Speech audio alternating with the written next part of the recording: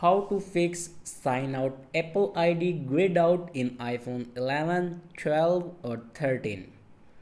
So let's start the video. First of all, open your settings. In settings, click on your Apple account and then scroll down in last, and here you can see sign out option is grayed out.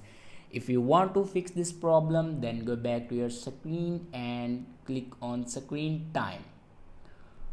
After clicking on screen time, then scroll down and here you can see the option change screen time passcode. Now click on it and then click on turn off screen time passcode. After turn off your screen time passcode, then your problem will be fixed. Now open your Apple account and then here you can see sign out option is not more grayed out. Now refresh your page. Is no more grayed out your sign out option. I hope this video is helpful for you. Thanks for watching.